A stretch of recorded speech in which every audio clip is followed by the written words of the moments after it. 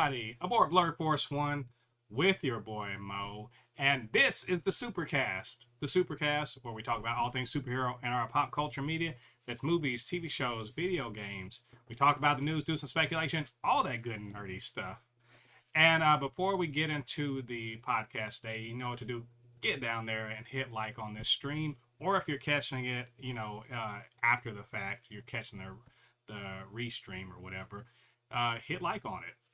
Helps more people to see this channel and see all the things that we do on Blurred Force One. So, hey, I'm flying solo today, but I guarantee I will not crash this plane. Blurred Force One is going to be flying high today because we got a lot to talk about. Among other things, we got two superhero movies in the box office. Fantastic Four, of course, and also Superman is still doing its thing. We're going to talk about the box office, what it means for the future of the superhero genre, of course. And Eyes of Wakanda dropped today. It was supposed to drop, I thought, at 9 p.m. Eastern Standard Time, but instead they snuck it in on us overnight. I guess maybe it was a midnight release or something. I don't know. It probably was up at 3 a.m. this morning, midnight Pacific Standard Time. I'm not mad about that at all. I only just plan to do a whole, watch along, watch party stream this evening at 9 o'clock, and that blew up. So, hey, it's all good. I'm going to still do it. It's going to be at, I think, 6:30 Eastern Standard Time. So if you guys, don't mind listening to me talk over a show that I've already watched, because I got to review it later, but watching it as a watch party, get in, get down to the Blurred Force One channel, put your notifications on, because we're going to start at 6:30 p.m. this evening. That should be fun time. Come check it out with me then. But hey, like I said, I am flying solo today, but as usual, I am going to talk about what I've been up to that's nerdy. And also, before I say any of that stuff, nothing nearly, thank you so much for coming and joining the stream. I know it's in the middle of the day and not a lot of people necessarily have time to stream, but, thanks for being here. If you have any questions, I will pause and, respond to them, or any comments. So thanks for, again, being here for that. Like I said, what I've been up to that's nerdy. Hey, I have been trying to catch up on, what is it? Twisted Metal, because the new season started. Actually, I don't know if you guys caught that. The new season started, and it's damn good. It's actually really fucking good. It's actually a really great show, and I'm feeling kind of stupid for not having, having caught up with it. I watched a few episodes last year and just didn't stick with it. And it's not terribly long. They're like 30-minute episodes. So I'm not really exactly sure why I didn't stick with it, but I do know that it has been it's been a good show so far, and I'm really glad that I checked it out. So if you guys are watching it, what do you think about it? Tell me what you're thinking. You can get on Threads and talk to me about it. I'm gonna try to get caught up because they are dropping it week to week. So I think they dropped 3 or 4 episodes, and then it's gonna be 10 episodes total for season 2. Also appears that season 2 is Twisted Metal proper. The first season was kind of set up for the whole world. This Twisted Metal season 2 seems to be actually the cars running around shooting at each other. Looks fun. It's really good, actually. So I hope you guys are checking that out. Other than that, I've been continuing Excel World. I have also been reading comics. I'm trying to make more progress on the Krakoan era. It's going pretty good so far. So I mean, I'm doing some stuff in between all of my real world activities. And of course, even though last week you can see him back there, you see my boy right there. That's Herbie. I spent probably too much for that. It was $80 for it. And I was like, I'm not going to do any more nerding on a budget for a while because that was a lot of money. Lies and slander. Of course, I saw some deals and I had to hop on them. If you follow me on Thread, sometimes I'll even share this stuff. One of them was, and I haven't gotten it yet, but I bought a Spider-Punk Marvel Legends for like $12 off of Amazon. And it should still be available on Amazon if you guys want to go check that out. $12 for a Marvel Legends is pretty good, especially because the tariffs and shit are making things more expensive. So if you really want to nerd on a budget and get some cool nerd swag like that, Definitely check that out. Also, I got some things today. So when went to the movies yesterday, I always stop at the Ross by the theater. I got me a cool little thing. I don't know if you guys watch Skeleton Crew, but this is what they say, Pirate Captain Brutus, who of course was the person that mutinied with Jod and was running the pirate crew. That's pretty cool. This was $6. I kind of like finding little things like that every now and then at Ross. And of course, I got this guy, this good little boy came in the mail. I pre-ordered this like weeks and weeks ago. I think like probably in June, but it finally came. And look, Crypto's awesome. Loved him in the movie. This is a cute little thing. I didn't get this on a good deal. This was just, I needed this. And I'm really glad I got Crypto. And I liked them so much. And I also found out my daughter really liked the movie so much that she wanted some Superman pops. So I actually have two right now. One of them is sitting in a box for my daughter's birthday. So cool stuff. Other than that, that's all my nerding on a budget. That's all my nerdy stuff. So obviously, we're going to have to get into the actual show. We've got a good bit of stuff to talk about. So, you would think in the off week after Fantastic Four, we'd have nothing to talk about. But no, San Diego Comic-Con, happened last week. And there's some good news out of that. And of course, we're getting more stuff trickling in as, like, I got to think, I just saw that Vision Quest finished, it finished its principal photography, which is cool, which means we're probably getting it sometime later next year, I would hope. And also, they announced a bunch of stuff. Comic-Con, there was a bunch of stuff going on. They've been announcing comics and everything like that.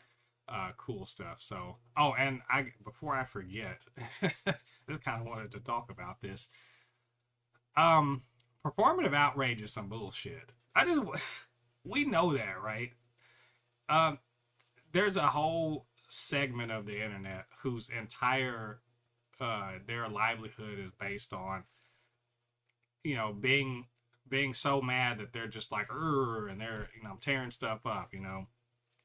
I even understand that there are businesses where you just have a rage room where you go break stuff, which I think, hey, if that's what you got to do to let some steam off, I guess, pay somebody to go break their shit, I suppose. But what's really weird to me, it's just there's a whole segment of nerd culture. The Pedro smear attempt, nothing nearly. No, this isn't it. But I will talk about that because now that you mentioned, I will talk about that in just a second.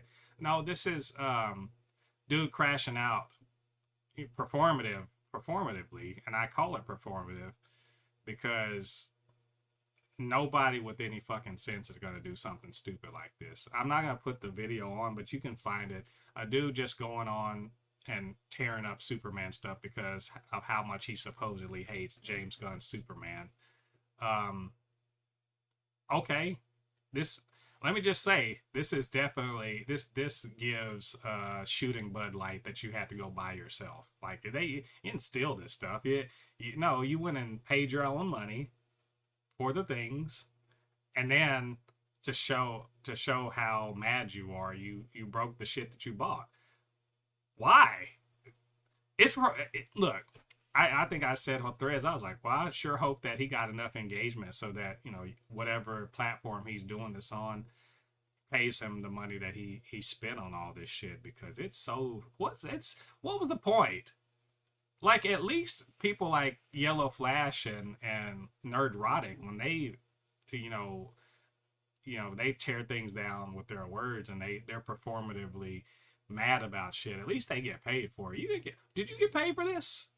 You paid WB Discovery a lot of money for all that shit you broke. You're out of money and you look like a fucking idiot on the internet. So, like, a mission accomplished, sir, I guess. It's silly as hell. I just thought that was funny because, like, yeah, there's a bunch, like, I know the Snyder cultists, they have their reasons for being stupid. I don't see any of them breaking shit. Like, right? And then they're trying to be cool to be anti-Superman because they're trying to be anti-woke or something. They're like, this is my real Superman or this or that. I don't know. It's fucking weird. I don't know. Maybe y'all just got more money than me, but I ain't got nothing Marvel or DC can ever do is going to make me turn around and break any of this shit. I spent the money on it. It's mine now. I'm not going to break it for anything. So stupid. Um, Nothing nearly you spoke about the Pedro smear attempt. If I'm remembering this correctly, so this is people talking about that they're saying that Pedro is weird and possibly dangerous or something. And let me see if I'm interpreting this correctly, because of the whole, because they're like, oh, he's too handsy or too close, too intimately close to his co-stars, female co-stars. I'm guessing they're saying that. So this is just motherfuckers telling on themselves. That, like, it really is. Um, if because did you know, like, one thing I noticed, and I wasn't even trying to like draw attention to it. I was just looking. He's really familiar and close with like lots of people he works with, not just women, men too. Look at how close and, like, friendly he is with his, male co-stars. He just is. Um, but I think there's just people not being able to understand, you know, uh, what would you call it? Kind of intimacy that doesn't have sexual undertones, right? You get what I'm saying? Like, and it's I think it stemmed from when we were young, like when we were growing up, like, just people trying to uh, be homophobic, and then so like any little thing you do is, it's a homophobic lens. So you couldn't like hug your friend, your male friend, in like a, like a regular hug. You got to do a bro hug or some shit like that, right? But they're trying to make it out like, oh, he's been weird with his castmates. I want to note that he's not always the initiator of these, bits of physical contact. Sometimes the other people are initiators of it. Hey, their relationship is their relationship. Why are y'all being fucking? Why are you being weird about it? You're being weird about it because you're weirdos. You don't know how to contextualize other people's intimacy in a way because it makes you uncomfortable. It makes you uncomfortable because it's always through a sexual lens. That's the only reason why this is an issue. Otherwise, hey, it's just two people that know each other that are familiar and comfortable around each other. Also, Pedro's not like, well, I guess what you would call their normal, they would call a man, a real man or whatever. And like, it's pretty clear he's tall and, I guess he seems rugged sometimes or whatever like that, but also he's a little more sensitive. He's definitely an ally to queer people, very vocally an ally, and will go at you. His sister is a trans woman, and he will fucking fight you over it. And but also he doesn't have to like be the caricature of quote manliness that y'all want. So yeah, of course there's gonna be they're gonna try to tear him down because they don't understand him, and they don't want more people to feel like they can be that and still be a real man. It's just silliness. Nobody's fucking anybody that matters isn't listening to them. The man's getting work, so like y'all just being weirdos. So anyway, yeah, the news. There's a lot of not news. So the news we're going to talk about. Evan Moss Backrack being based as hell when asked about, what he would do with superpowers. Dean Cain's a salty ass loser, and we're gonna talk about his, being a salty, lame ass Superman. Hideo Kojima went and saw Superman. What did he think about it? We got some news about, like, Marvel's future plans. Just a little tidbits here and there. We're gonna show some love to Cheyenne Ewulu's The Comic Shop, which dropped a trailer at San Diego Comic-Con. Gen V Season 2 also had a trailer, and Peacemaker Season 2. We'll talk about those. And then we're going to review Eyes of Wakanda. And finally, of course, as I wanted to talk about, the box office for Superman and Fantastic Four. Is this the new normal? that we should be expecting for this genre, and how's it going to affect the future of superhero movies or superhero TV shows even. So lots to talk about, and let's just jump into it. So Evan Moss Backrack is, of course, he is Ben Grimm the Thing. I thought he was really good as the Thing. I really enjoy his take on the character in Fantastic Four, and they're doing a press run right now. Of course they are. This movie is in theaters. It costs a lot of money. They're trying to get big bank at the theater, trying to get everybody out there. So they're sending out their people to do a press run.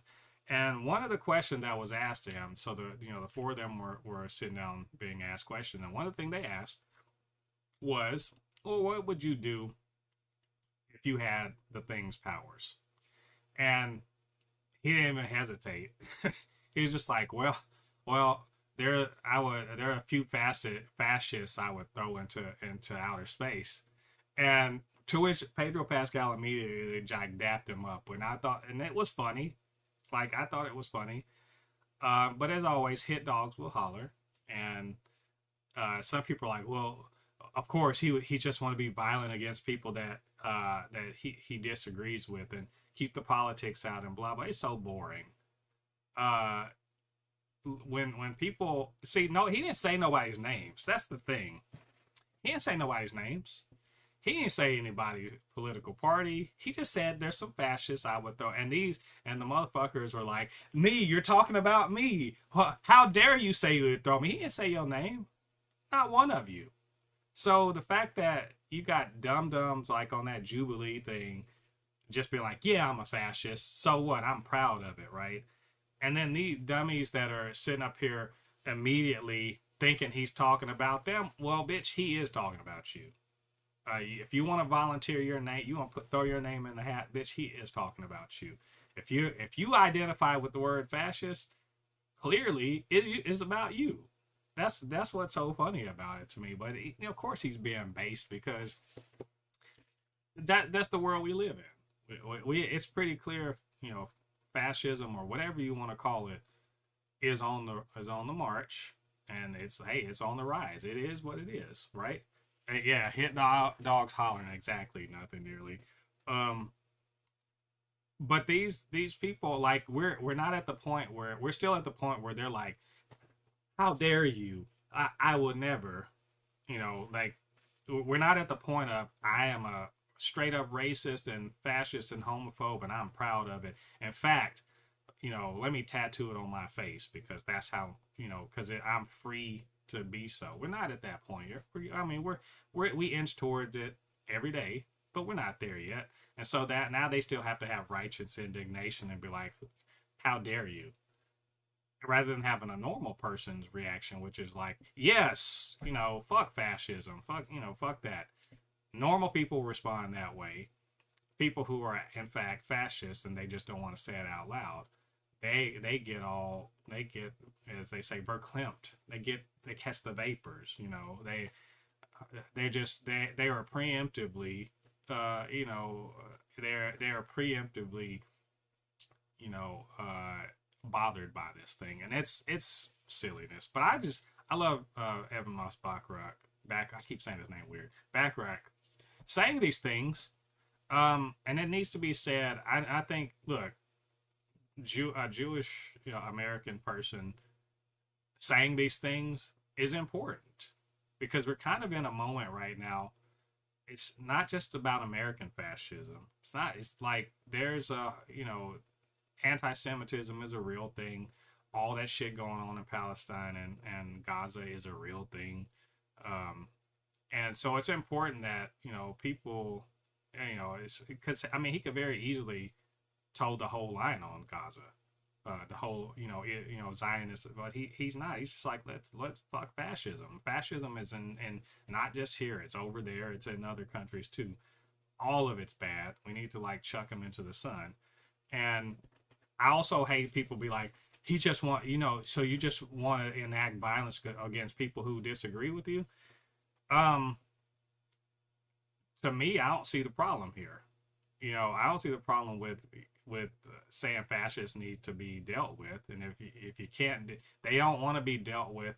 They don't want to have what you would call a political solution where we just we duke it out in the circle of the marketplace of ideas. That's not whatever happens with fascists.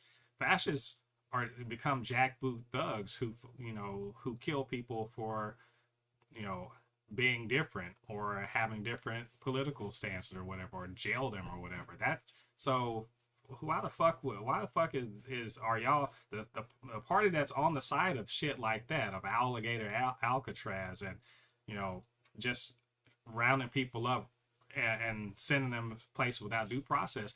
You can't then fucking sit there and talk to me about, oh, it sucks that you just want to turn to violence. You literally are using the government violently to enact your plan. So fuck off. Anyway, Evan Moss Baccarat, my guy, doing your thing. I knew I was like something about you, not just the fact that you are really really good, Ben Grimm. So based and love to see it. Dean Cain, on the other hand, is a piece of crap. The right wing grifter pipeline is some shit. Like I never thought Dean Cain was like the best thing ever. I don't really care. And look, the fact that he is right wing or whatever is okay, whatever. But he's also a salty ass bitch. Because everybody knows he's the worst Superman, or at least he's the worst modern Superman. I mean, maybe the older Superman actors sucked. I don't know, but I mean, he's definitely worse than George Reeves. So, I'm just saying he sucks. Right now he's plying his trade in the Daily Wire faith-based circles, where I'm sure he's getting tens of thousands of dollars for an appearance in a shitty movie that a really really small amount of people are going to see. But you know what, you're working, I guess. But I guess not enough, because he was like he beside the fact that he was trashing on Superman before it even came out, talking about the political angles, and he never saw it, but he was like, I don't like the talking about immigration, blah blah blah. It's the right wing shit that'll get you on Fox News for a segment. You know what I'm saying? Beyond that, but he sees, and he's like, oh, I like crypto and all that, but like, why'd you have to make it all political or whatever? And he was also this is what really got me. What really got me was he sat there and had sour grapes about the fact that Peter Safran has never hired him. I mean, probably because he saw your work and he was like, we don't need any of that. We got lame. Well, there are 100 other guys who are less lame than you and actually can do the work. So like, yeah, he literally said, he's a Princeton guy a year ahead of him, but he's never hired him. Why the fuck does any of that have to do? So you're saying basically, man, not my talent, but the fact that we both went to Princeton should matter? No, nobody cares about that. Peter, when the last time you were a bankable anything? Just help me out, Dean Cain. When the last time were you bankable in anything? What was the last thing you were in that anybody cared about? God's Not Dead 73, I guess. I don't know. Nobody watched that. Nobody in Hollywood that gives a shit about anything watched that. And if they did, they're just like, we don't need more of you. Like, you're not as good. You were a thing 20 years or 25 years ago. Like, you got to move on, man. You're not that good. Anyway, he also said they made Ma and Pa Kent stupid rednecks, which really says more about you, Dean Cain, than it does about the actual portrayal of the characters. There's nothing stupid about Ma and Pa Kent at all.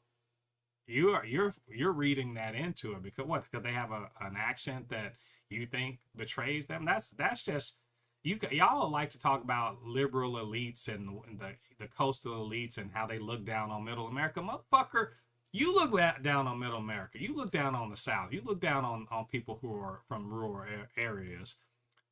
Because I didn't listen to that and think, oh, Mom and Pa Kent are stupid. I didn't think that. A lot of people didn't think that. I think rather instead, your elitism is actually what's showing here. You're really showing who you actually are. Um, you're just a fucking. First of all, you're on the right wing griftosphere, and not even very good at it. By the way, there are other people who are making more money at it than you are. You're a has been that the only reason why they even fucking bring you up or it's like a Kevin Sorbo or whatever, because you're a fucking has been that had a name at one point, and that they're like, well, let's hear from washed up actor that hasn't worked in a major project in 20 years. Let's ask him about the state of Hollywood. No one gives a fuck about what you think. Nobody that matters. And Fox News asking you these stupid ass questions is even less relevant. What the fuck does Fox News know about, or the people on Fox News know about making entertainment that people actually want to show up for? And none of them made $1 billion film. So, yeah, shut up. It's the worst Superman. You are, and every time you open your mouth, you make yourself even more the worst. Like, just, no, you are trash. Anyway, Superman's better. That it had nothing to do with you. They didn't ask you back for a reason. Speaking of Superman, let's talk about an actual quality person who had something to say about Superman. Hideo Kojima, of course, the creator of Metal Gear Solid, Death Stranding, many other things, video games. Known for his, his games and their narrative stylings. He appears, as far as, success in the video game arena goes, he appears to actually know something about a good story. Because I don't know about you, I've never played any of the Metal Gear Solid games. Never played a Metal Gear Solid game. But I've heard nonstop about the story of Metal Gear Solid for like 30 years. Like, because I believe the first one was on Nintendo. So I've heard nothing but good stuff about Metal Gear Solid for 30 years. It's particularly when they came into the 3D arena, Metal Gear Solid and all that stuff. So he knows something about a good story that translates beyond just cultural barriers, because obviously he's Japanese. But he knows a good story. So, what? One thing I like about Kojima is that he doesn't trash things. He just, like, if he really likes something. So if you go on his social media, if he talks about a movie, if he says, I saw so-and-so, he said, I saw Madam Web. That was it. Never said another word about it. Okay, that means he thought it was bad. He didn't like it. All right, he'll never say another word about it. But if the movie actually spoke to him, he will spend a little more time on it. He'll expound on why he liked it. He'll be like, hey, yeah, he'll like break down character or the narrative or something like. It won't be like it may be like 2 tweets or whatever you want to say, but he'll say something about it, about why it worked for him. So I was really happy to see that he talked about Superman and praised it really, and I think that I think he got to the center of why the story works in a way that I think Dean Cain or other people who are, even the griftosphere people kind of miss a lot of the point of the movie. Or even some of these, like, oh, I want my Superman to be more like Homelander. They miss the humanity of the movie, and I think that that's what really matters. So I'm let me see if I can read this off straight up. So he says, it was neither dark nor stylish, cool, or even, quote, super.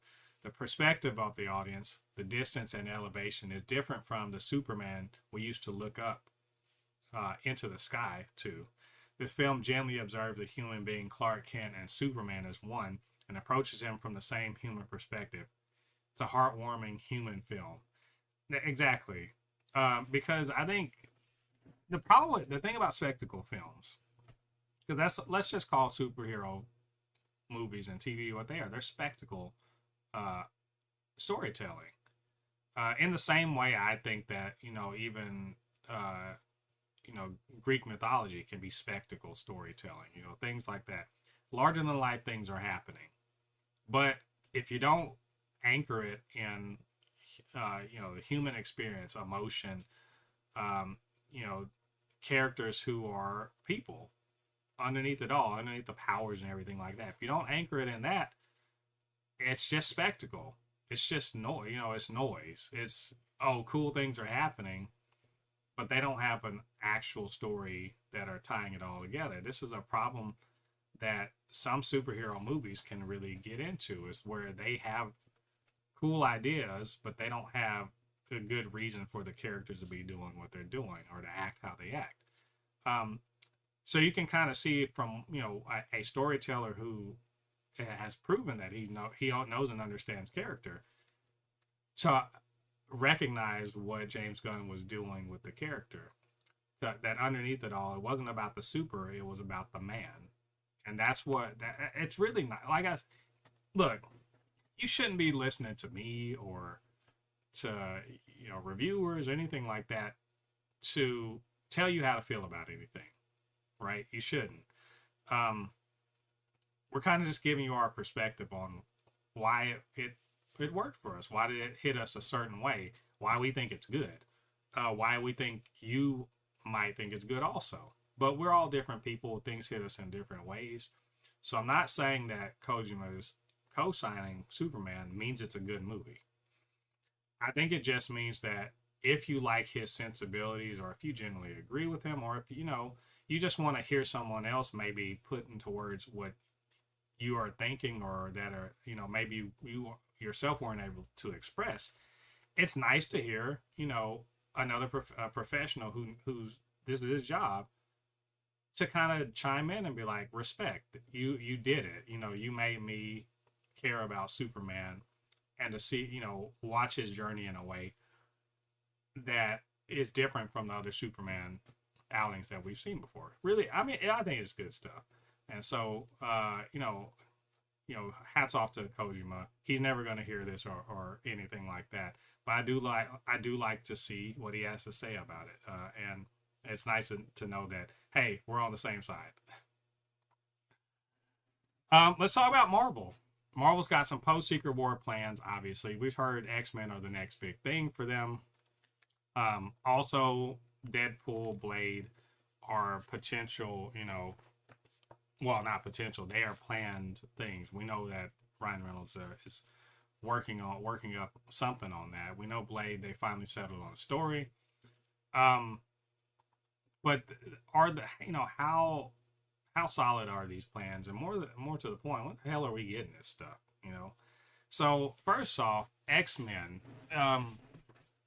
So we know X-Men is coming up. That's a given. We know that it's important that X-Men be big, because they're starting a new phase where I'm going to presume the MCU is going to be rebooted and reset in some way that makes sense that they're there, despite everything that's happened already. But the next question is, how are you going to fit X-Men into the new mandate that you keep costs down, and that you keep the quality up, cost down, not make as much stuff? How do you make this work? And I think it's pretty clear from the Avengers films that they can't just have movie stars. It's not feasible, because these stars, they have good agents. If you have a star, you have a great agent, and that agent's going to get you a deal, because they know what Marvel is all about. Marvel makes billion-dollar films, so you gotta come up off some of that money. I don't care if he's just showing up for one movie. I need to get paid, because I know how y'all are going to get paid off of this. So they are clearly not going to be able to get A-list stars. That's out of the window. They shouldn't be. A lot of people that started on Marvel films, they weren't A-list when they got on. I mean, yeah, sure, Robert Downey Jr., but his star had waned quite a bit for various reasons. Chris Evans wasn't a huge name. He had done some stuff. He wasn't huge. Hemsworth, no one really knew him. Not really, before he got Thor. I mean, obviously ScarJo she had done a lot of stuff before that, so she was a name. But it, you get what I'm saying. That you don't get for these movies, especially the ensemble aspect of X-Men. You can't get an A-list cast. That's just out of the window. So all these fan cast, every one of these fan casts y'all see for X-Men, for Xavier, for all that other stuff, they cannot get an A-list person.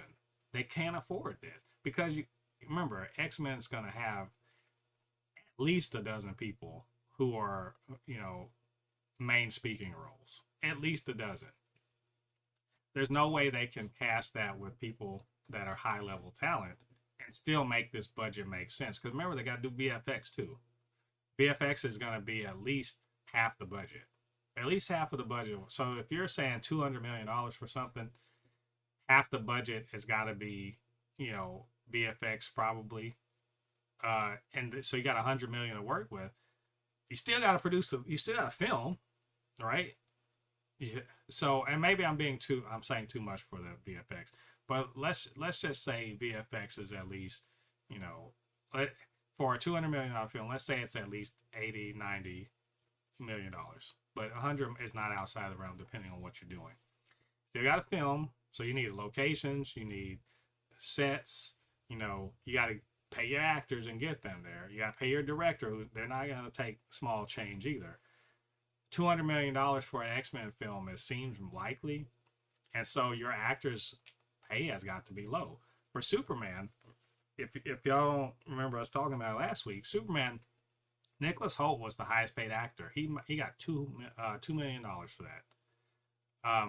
Rachel Brosnahan and David Corenswet got $750,000 each, but I do believe they got points on off the gross or something like that. So that, they're not gonna go home empty-handed, but they didn't go out straight up, and Nicholas Hoult got $2 million because he's the biggest name in the entire production. He's the biggest known quantity in the production. So how many millions of dollars are you going to spend on these people? So they're casting unknowns. Makes sense to me. So again, all your fan casts that say, hey, I want to get let's get Denzel Washington for Xavier or whatever. No, that's not happening. They can't afford that. They're gonna be people you don't know. You've seen them in something, but you don't really know them. So aim your fan cast there.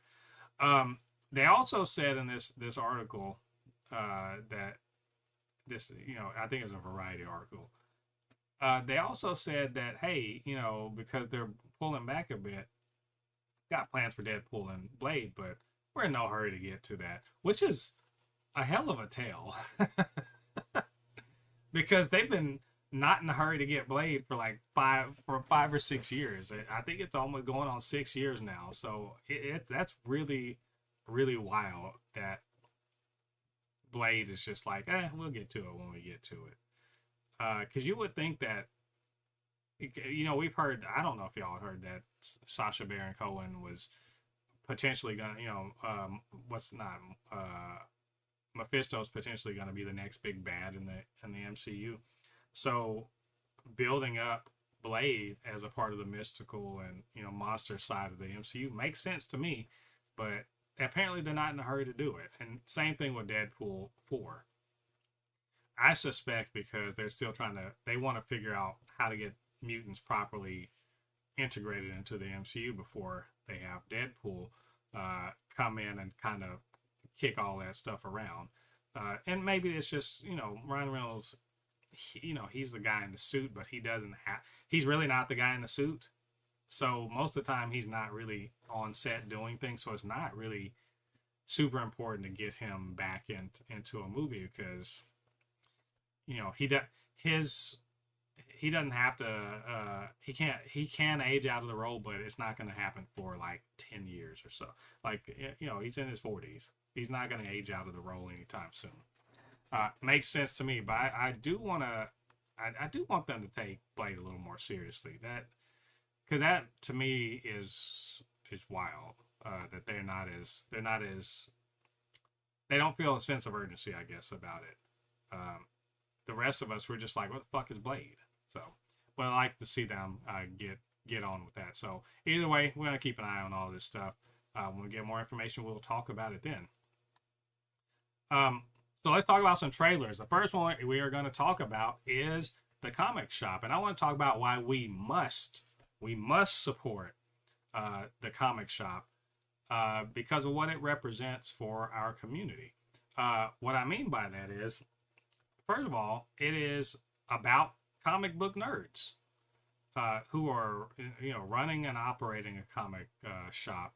It's a workplace comedy, very much in the vein of The Office, of Abbott Elementary, that sort of thing, and and because it involves stuff that we know and understand as comic book nerds.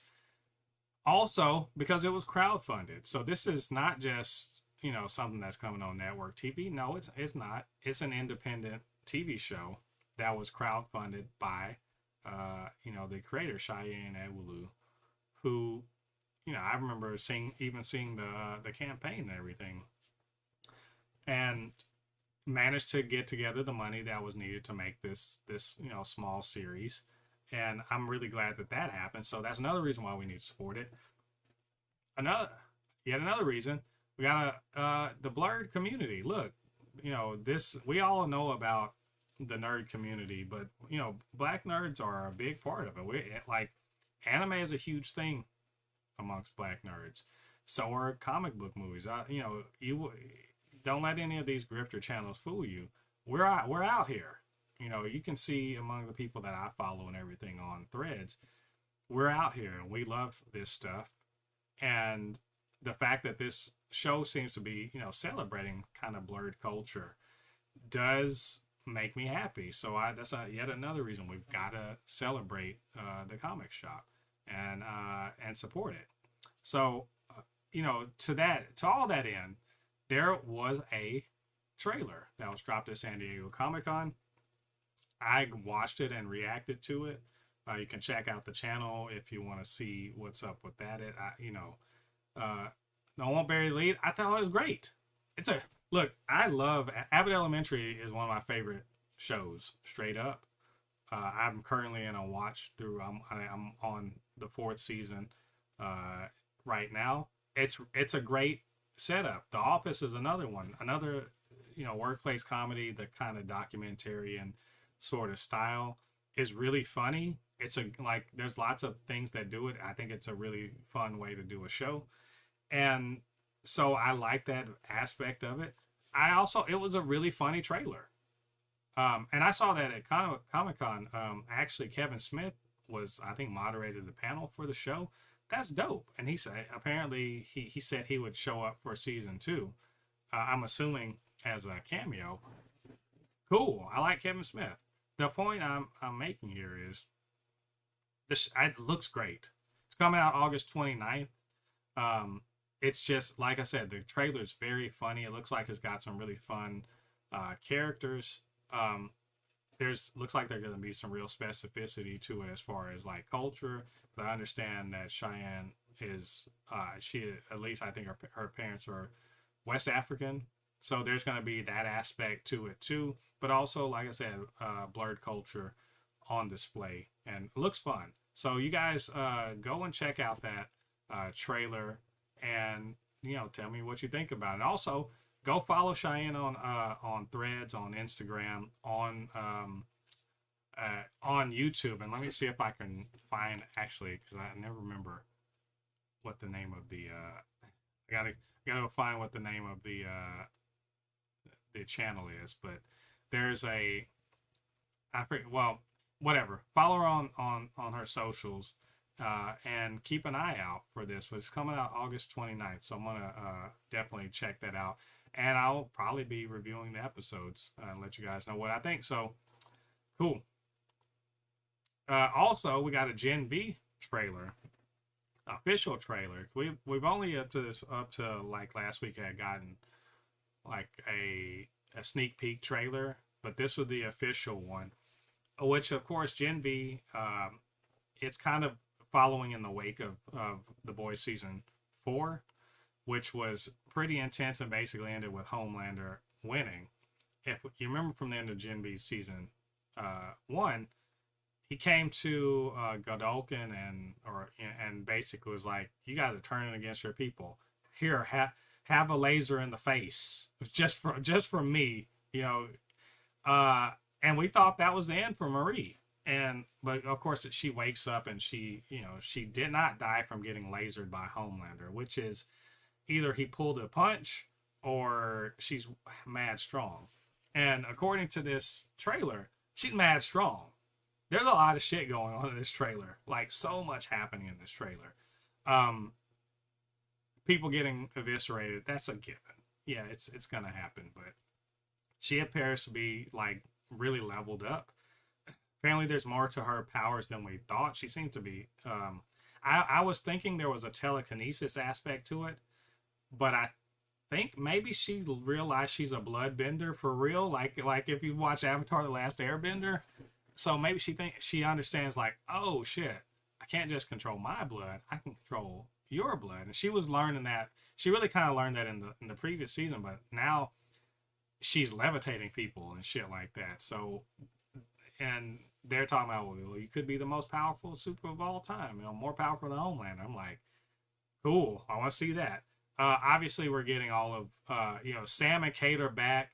I want them to give me a reason not to want to see them get turned inside out by Marie, because man, they sucked and they really sucked in The Boys season 4, and I was like, someone beat them up or something. um there's some weird shit going on. We do also see Starlight is giving Marie a mission to go back to the university.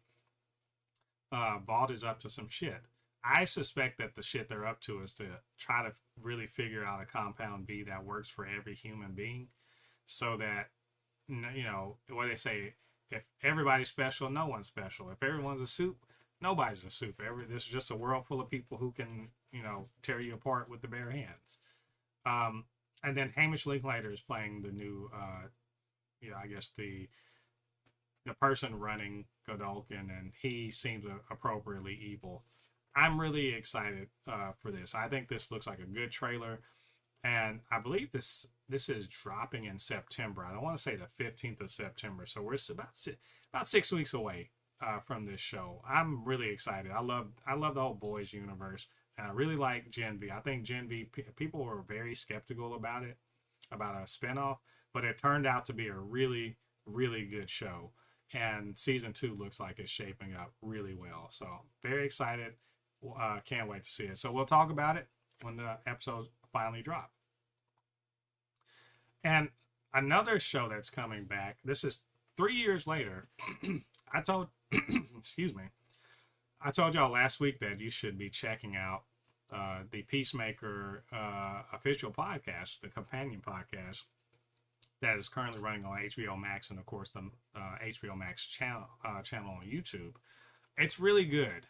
I admit I haven't watched episode 3 yet, but it is out right now. Where they're just right now they're recapping the episodes and also talking to the people in it.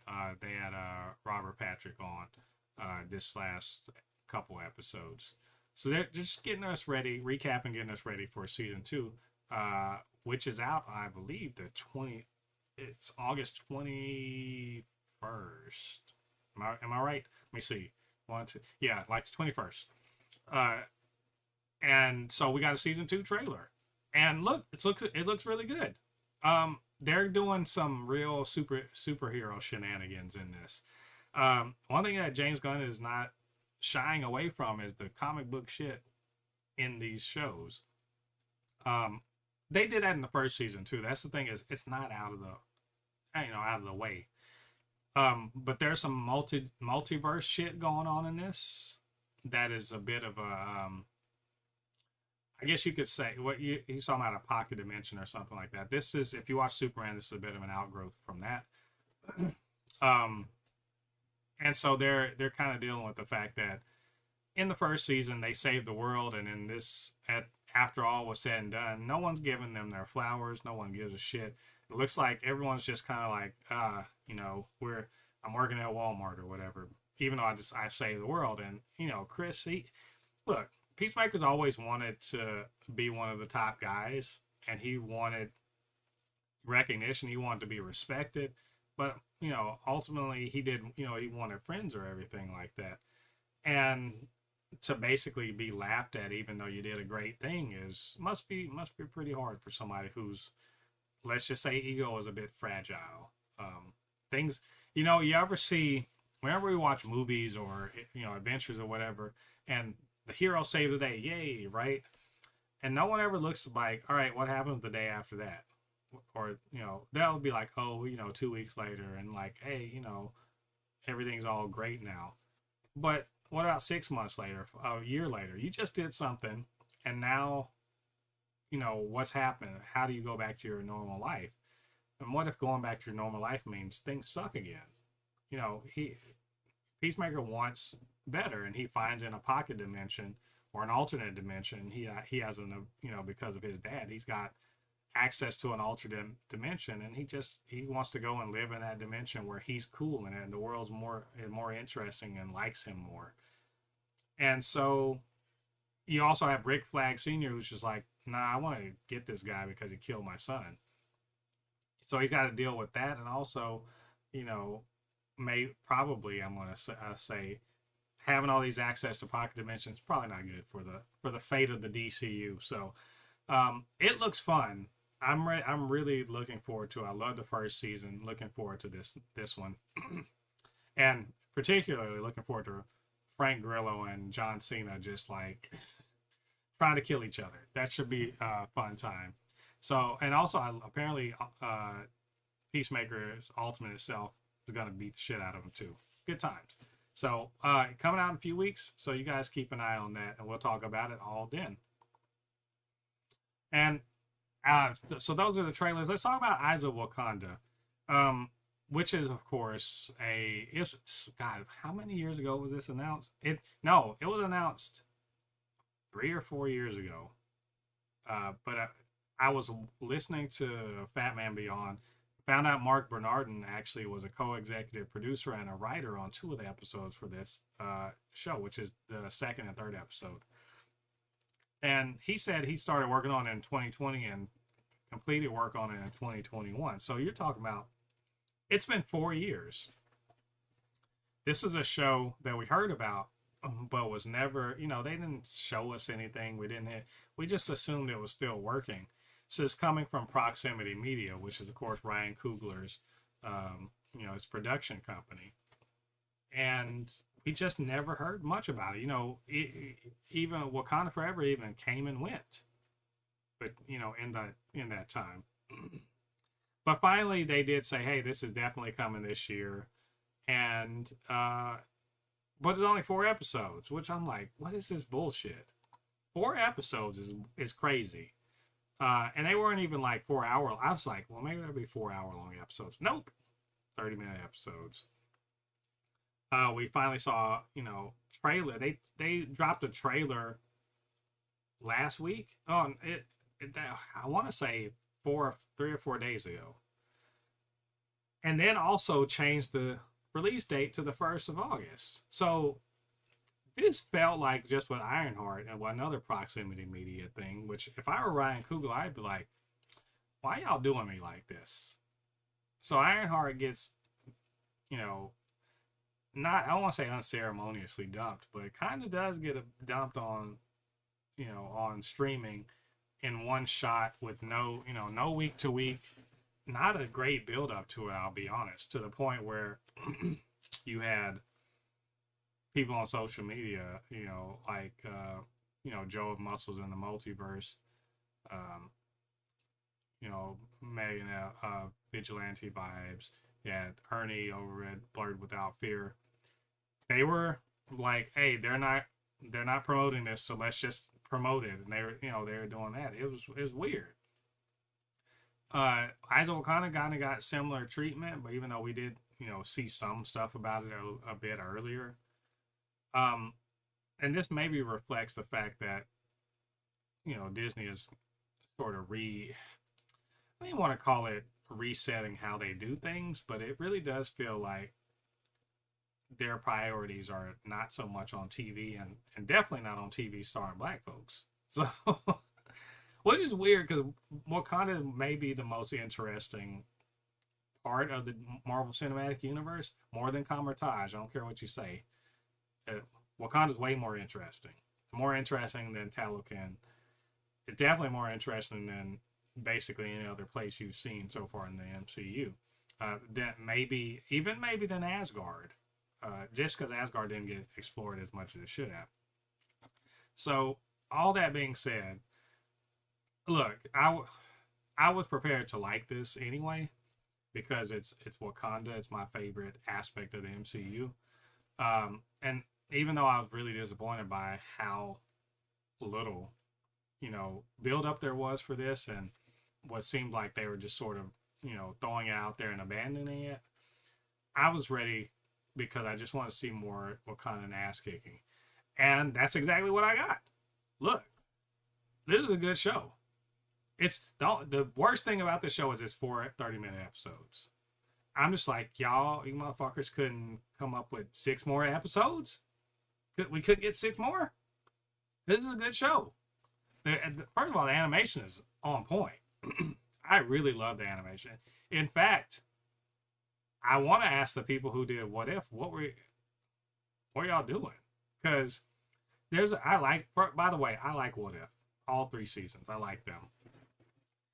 There are, and I like the animation too, I'm going to say this, but there are some aspects of that animation that feel a bit not either weightless or the weight is weird. Like things, they run weird, they fall weird. There's some aspects of it that make me feel like, okay, this is, definitely animation. Whereas Eyes of Wakanda's animation is all clearly it's 3D. It's computer generated, but it feels a little more like painting. There's definitely an aspect of the DreamWorks animation that we've seen. This was clearly influenced by Spider-Verse, but also things like Wild Robot's not it, but the style of DreamWorks that did like Puss in Boots and stuff like that. It's a very specific art style. It can be a little gauzy at some points. It's a very pastel in many ways, but it's very vibrant because it's showing ancient war dogs facing off against in a world in the ancient world. That's the whole conceit here is that the war dogs have to go and recover artifacts that are around the around the world that are made of vibranium, and because they're too dangerous. And you'd be like, how fucking dangerous can an axe made of vibranium be? Really dangerous, apparently. Because this show in its 4 episodes, its world building is pretty significant. Like it takes everything you know about Wakanda from Black Panther and from Wakanda Forever, takes everything you know about Wakanda from those 2 movies and expands on it in a way that is way beyond, I think, what anyone expected.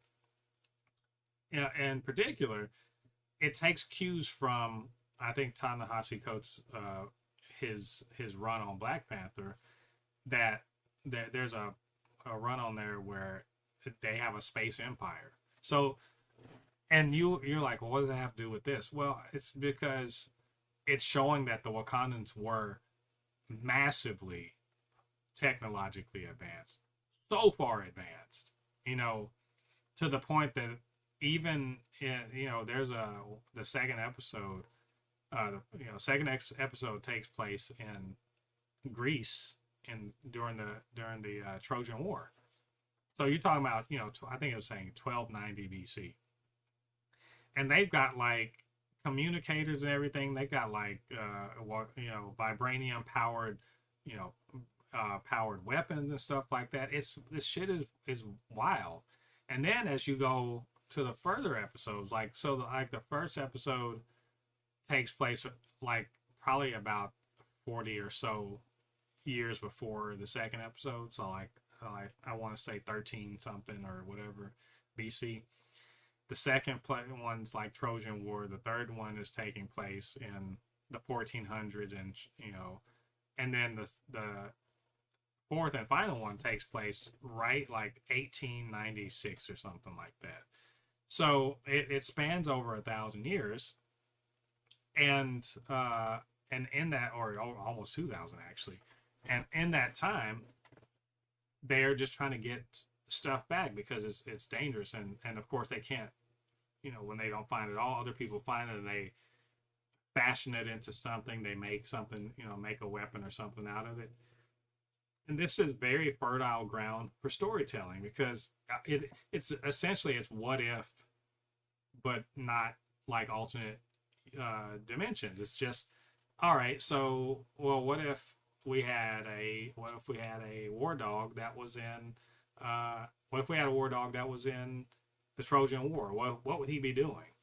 And what if he was friends with Achilles and they fought alongside each other? Cool. What if they were in their war dog decided to go and become a king outside with the technology and understanding he has of vibranium? What if he did that? Or what if there's an artifact and the war dog had to deal with the Iron Fist? That's things like that. Like that's what's in this show. But there could be like, well, what about the pyramids? What if they made it all the way? Because the conceit in the fourth episode is they have like modern technology, and I mean like modern tech, like in fact beyond modern technology. They have tech like, because when you watch Black Panther, you're thinking, oh man, wow, they've got some shit that makes Tony Stark stuff look like kids' toys, and it's true. But apparently, according to this show, they had that shit for hundreds of years. Like the whole thing that hides Wakanda, like with a it's a holographic display that makes other people on the outside think it's nothing. Well, apparently they had that for a long time. So this is all the stuff. Shuri didn't make this stuff. This stuff has been around for a long time. Like they've had ridiculous almost space age technology for hundreds, maybe thousands of years.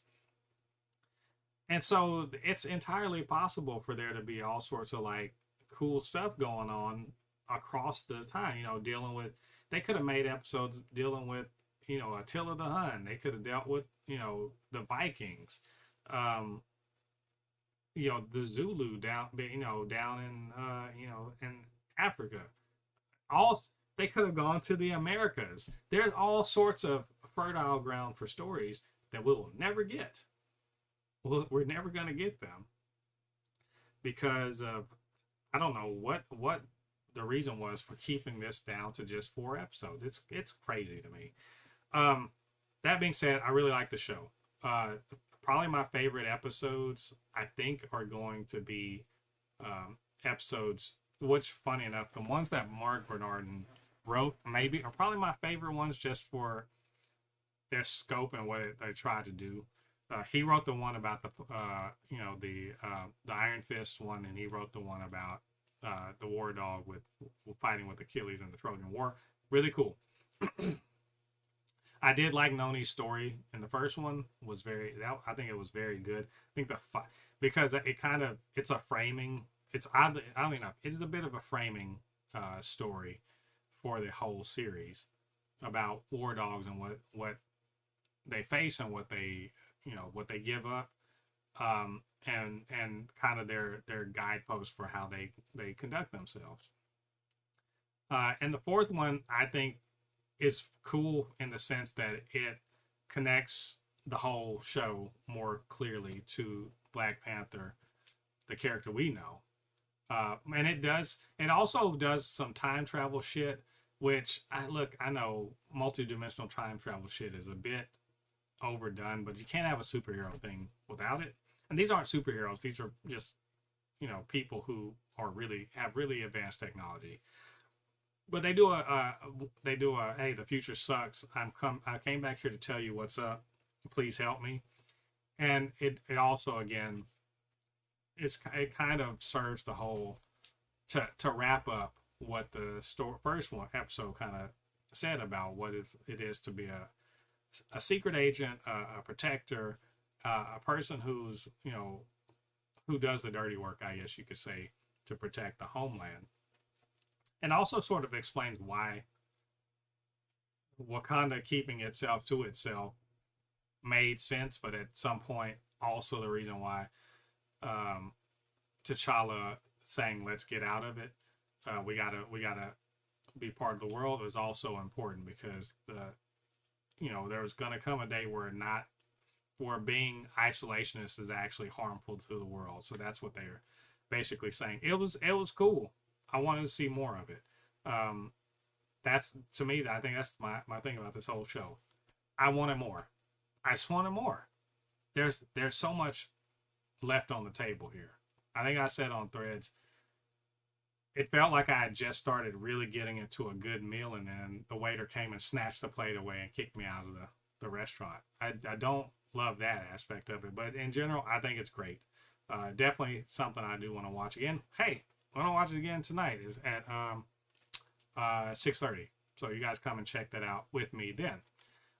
And check this show out. I think it's great. I think it's worth watching. Finally, I'm going to try not to belabor this for too long, but we got to talk about the box office for Superman and for Fantastic Four First Steps. And my question is this the new normal for superhero films? So, if you have been, look, why should we care? People ask this, why do you care about box office, man? Why do you care? Look, the reason why I care is the same reason why you should care. If you want more superhero films and you want, variety, you don't want just Batman 77, Batman number 77, or yet another Wolverine thing, or Deadpool 7, or you know what I'm saying? If you want some variety, if you want more, if you want to, if you know the comics and you want them to explore these other characters and kind of give them a chance, you should care about box office because Hollywood's a business. Money talks and bullshit walks. So things that don't make money ain't gonna get. We're not gonna get more of that. And things that do make money will get more. People keep like, why are there so many sequels? Why reboots? Because they make money. Why do we have so many Disney live action things? Because on average they make money. Lilo and Stitch is $1 billion film. That's just it's a remake of an existing cartoon. It's $1 billion film. So I'm sorry, these things don't happen in a vacuum. Money matters. So to that end, let's talk about the box office for Superman and for Fantastic Four First Steps. To my knowledge, now going into its, I want to say third week. Is this his third or fourth weekend? I think it's fourth weekend. Superman it's past 500. Let me actually, and I had this pulled up, and of course I got 1,000,001 tabs. So I've got to search down which tab it was that I had this up on. Not that one, not that one. Nope. Where are you? You know what? I'm just going to I'll just bring it up myself. Box Office Mojo, since you're. But like I said, last I checked, Superman was like I think it's maybe 520 now, something like that. Yeah, 520. So as of Wednesday, so not counting this weekend, and it is going into, I think it's fourth weekend. It's at 522 million. Counting yesterday's, and Fantastic Four is currently, and this is in 1, 2, 3, so it's coming into its second weekend.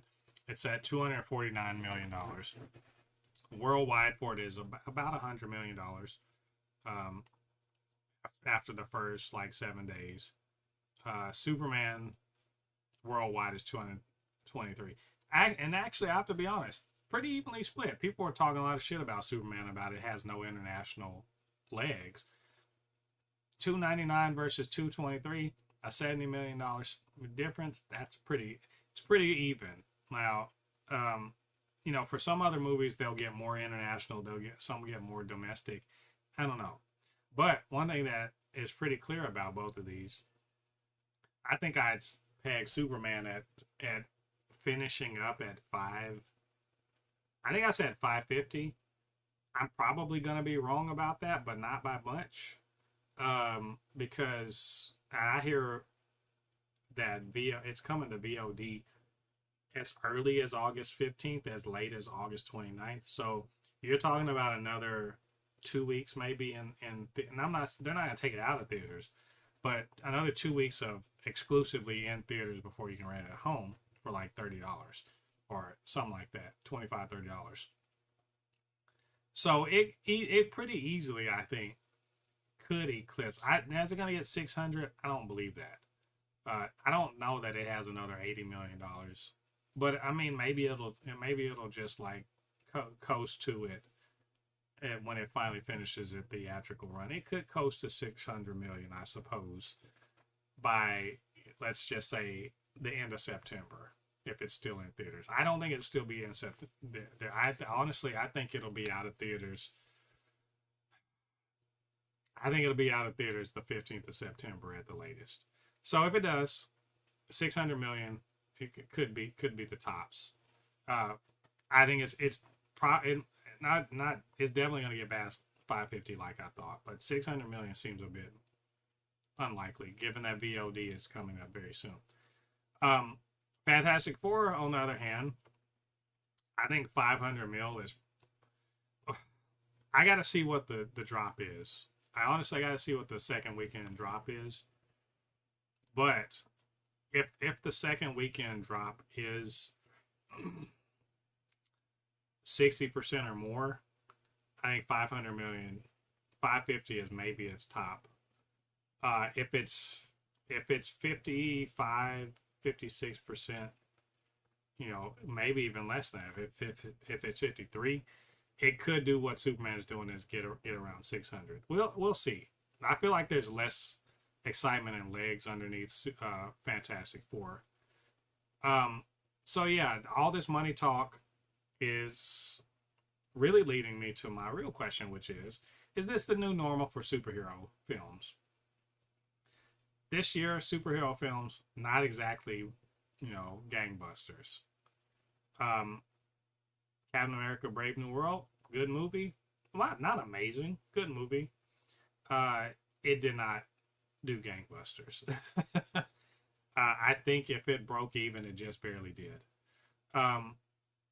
Thunderbolts, not even that good. I'm pretty sure that Thunderbolts lost money, given what I think it cost to make. Its final, let's see, what was its final box office? Didn't even make 400 mil, which is sad because it's a great movie. It's actually a great movie. Did not even make 400 million. It made less than Black Adam. Get that through your head. It made less than Black Adam. That's wild. Because Black Adam, I don't even think it made 400 mil. Yeah, it made just barely under 393. So Thunderbolts didn't do that great, even though it's a good movie. Captain America: Brave New World, I know it got over 400. Let me see how much it made. Brave New World, where you at? There we go. So it made 415. It did not make its money back. Okay, no matter how you slice that, didn't make its money back. Thunderbolts definitely didn't make its money back. So right now, Superman is the best thing that's going as far as a superhero film this year. And of course, like Deadpool and Wolverine made $1 million, $1 billion. Freaking, Spider-Man: No Way Home. But generally speaking, it's been a downward trajectory. And obviously, there was kind of the disastrous uh, the Marvels. There's the disastrous um, Quantumania that didn't do great. This is the new normal. I'm really curious. Uh, Nothing nearly says it's interesting. The first steps will probably surpass the first Fantastic Four domestically after day, but still lagging behind internationally by quite a bit. Yeah, the international box office is soft. Um, there are good reasons for it. I think that people are talking about China, and I think this article I was reading when I was talking earlier about Marvel's priorities and everything, their plans post Secret Wars, was that acknowledging that China's not gonna be a big contributor of box office as much as it has been in the past. And I think this is actually being reflected in the fact that studios aren't bending over backwards trying to please China, right? They're not, they're not doing, they're not having, Chinese stuff in it and things just because.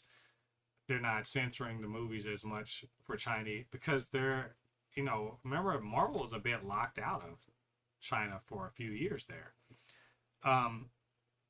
China not being a major part is a blow. Call it what it is. The international box office is important because as much money as there is in America and Canada to make money at the theater, not that much. There ain't $1 billion worth of it. There's not $1 billion worth of tickets in North America. There needs to be a bigger box office. So you kind of have to wonder, how do you make a movie that works everywhere? Why did Deadpool and Wolverine work everywhere, but Superman isn't? Superman is working everywhere in the sense that yes, a lot of people, it's about even domestic and foreign box office, but it's not killing it like Deadpool.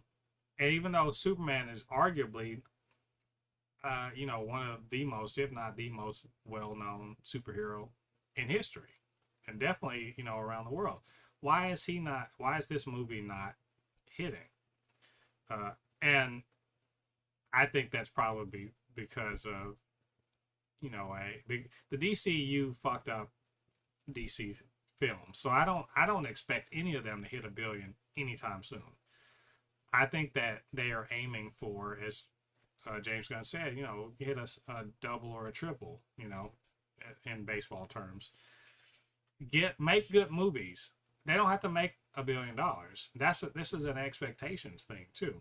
People are expecting Marvel movies to make $1 billion because they made $1 billion in the past, and instead they should be seen as outliers when they make $1 billion, not normal outliers. If anything, Marvel should be aiming for these movies, first of all, spending less money on them. But second of all, making the movies so that they just do well. They don't have to do gangbusters. They have to do well. So, hey, let's stop spending $200 million on these films. And because if you spend $200 million, it better be great. It's just true. It just better be great. You spend $200 million on a movie, it's, just by the math, it's got to make at least 550 to break even. Just to break even. Not to be profitable, just to break even. So you got to bring your A game for these things. Which is why I think this new normal also means that they're not going to take chances on smaller characters. They're not going to take chances on, characters who are, maybe they were side characters from the TV shows. They're not because they got to spend money on it. So even like something like that I really liked, like Blue Beetle, didn't cost that much money. Didn't cost that much. And it didn't make that much money either, unfortunately. Let me see it. It's and also it didn't make that much money, but it was also hampered by the DCU sucking and just kind of but it's also hampered by the fact that nobody knows these characters. And so the starting out for these movies they have to approach them, especially with characters like Blue Beetle or the Marvels. Yeah, they know Carol Danvers, but they don't know the other two characters.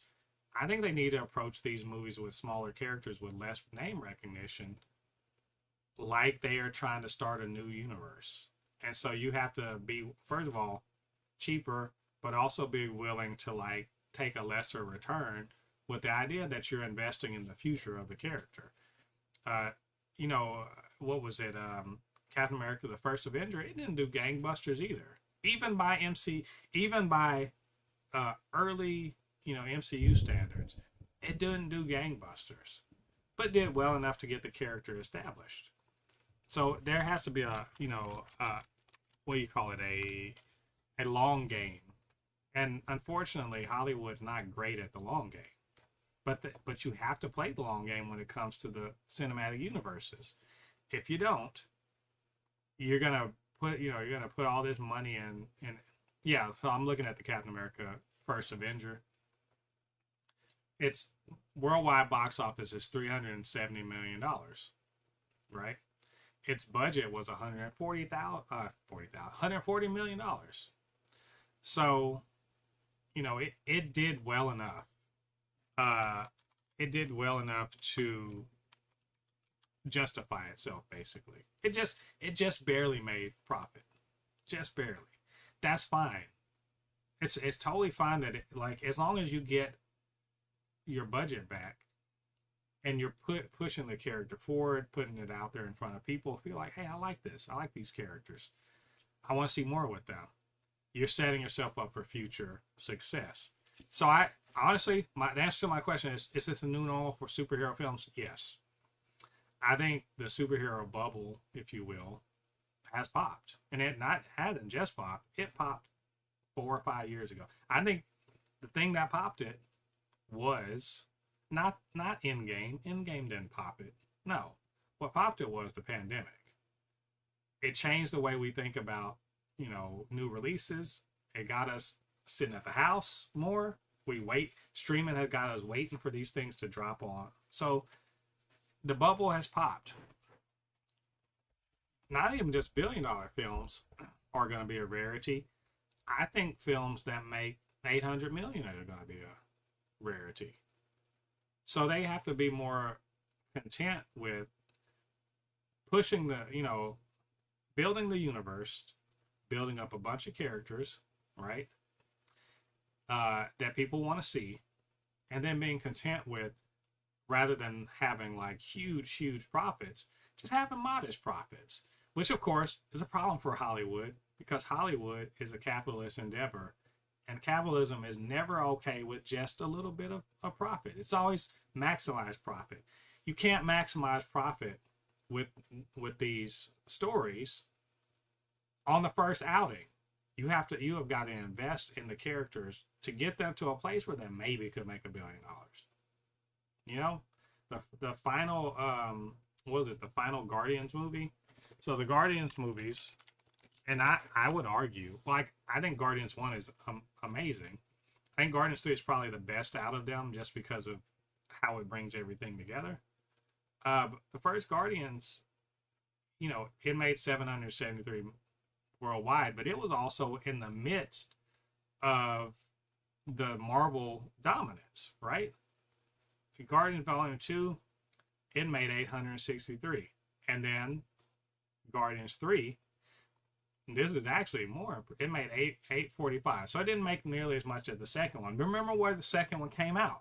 The second one came out smack dab in the middle of Phase 3, which is arguably where the MCU was making huge banger after banger, right? And most people, I think rightly, think Guardians 2 is the lesser of the three.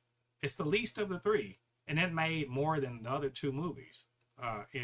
Over in its final box office. So let that sit with you. We're not in the same place we were then.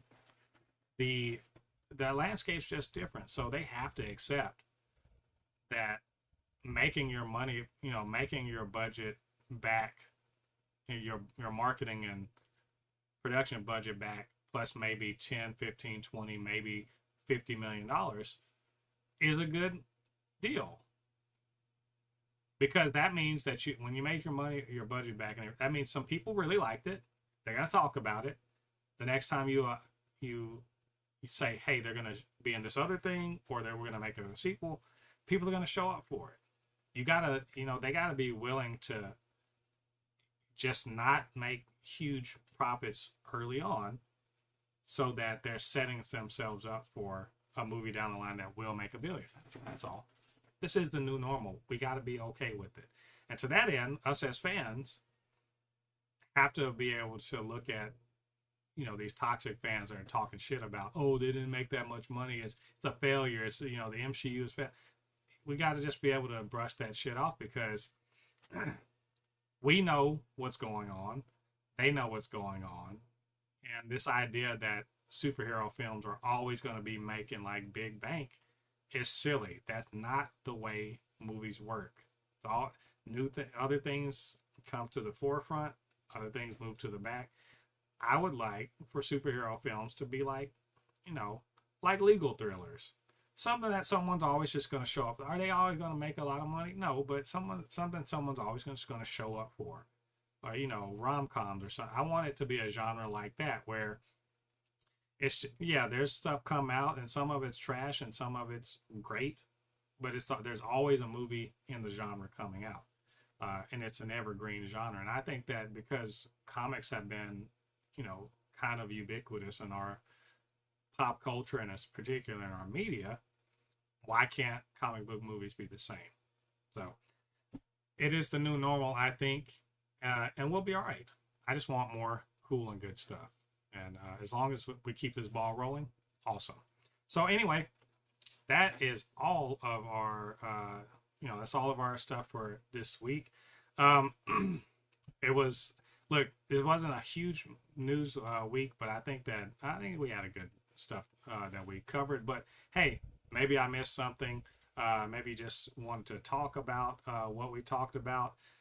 You want to say something good? Maybe you want to troll me. I don't know. Whatever the case may be, you know what to do. Get down to the comment section and leave your thoughts there. And of course, you can always hit me up at supernotfunnyshow@gmail.com. Blurred_Forest1 on Instagram and Threads. Super_not_funny show on TikTok. And while you're doing that, do me a favor, get down there, hit like on this video, subscribe to the channel, hit that notification bell. All that good stuff helps to grow this channel, helps more people to see this podcast and all of the other things that we do on Blurred Force 1. So I want to shout out Nothing Nearly. Thanks for hanging out with me. I'm not sure if anybody else came in. It's all good. I just want to sit and do the Supercast, as I always do. I love talking about superhero stuff. It is most of what I do. So especially like the TV shows and everything like that. And I want to encourage you all, watch Eyes of Wakanda. If you haven't watched it and you don't want to watch me comment over the episodes, you can come join me at 6:30 this evening as I talk about this show. Check the channel and definitely come and join that. And if you don't even want to do that, you just follow me on Threads. I am going to be live threading it also. Good times. So anyway, this has been episode 191 of the Supercast. Thanks for joining me. Come back next week. We are going to talk about even more. We're getting ready for Peacemaker, y'all. If you have not watched Peacemaker, what are you doing with your life? I'm shaking my head in dismay at your poor choices in life, but you can fix that, because you got a couple weeks until Peacemaker season 2 drops. Go and check it out on HBO Max so we can all talk about it. So until next time, I've been Mo, your comic extraordinaire on all things pop culture. I'll see you guys on the other side of the thread. Peace.